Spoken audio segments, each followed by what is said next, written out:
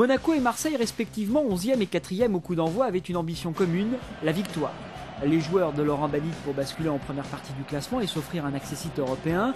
Les joueurs d'Albert Raymond pour affermir leur position et pouvoir lorgner sur une place qualificative pour la Ligue des Champions.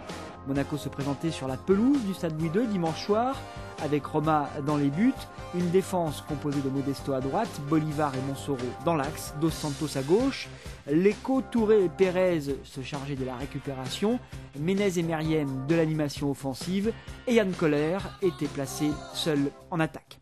Le début de la première période est à mettre à l'actif des Marseillais, plus en jambes et plus entreprenants. Les centres se multiplient, mais Monaco tient le choc et va renverser la tendance, notamment avec cette action. Yaya Touré qui récupère la relance de Carasso, le service dans l'axe en profondeur de Touré pour Ménez à la limite du hors-jeu.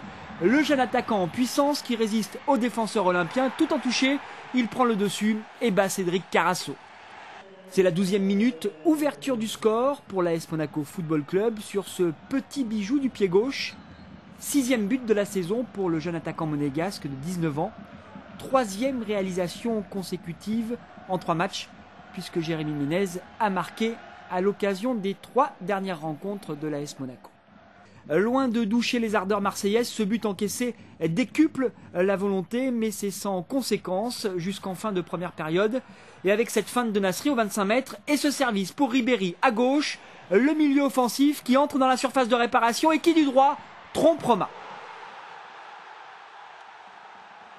Ribéry qui résiste au retour de Modesto et Bolivar et qui d'un méchant pointu bat Flavio Roma et met donc les deux équipes à égalité juste avant les 15 minutes de repos. La seconde période sera un peu moins intense, mais toujours sur le plan du jeu à l'avantage des visiteurs. D'ailleurs, en fin de rencontre, on notera la meilleure maîtrise du ballon pour les Marseillais avec 56% du temps de possession de balle.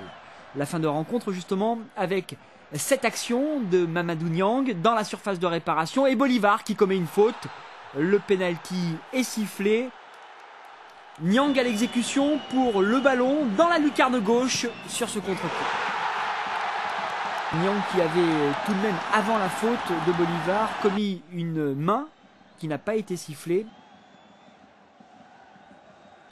Mais Marseille mène donc 2-1 à la 84e minute. L'OM qui ne sera pas rattrapé et les troupes d'Albert Raymond qui retournent dans la cité phocéenne en ayant engrangé une 16e victoire cette saison, la 4e à l'extérieur. Marseille qui met fin à une série de 10 matchs sans défaite pour l'AS Monaco Football Club.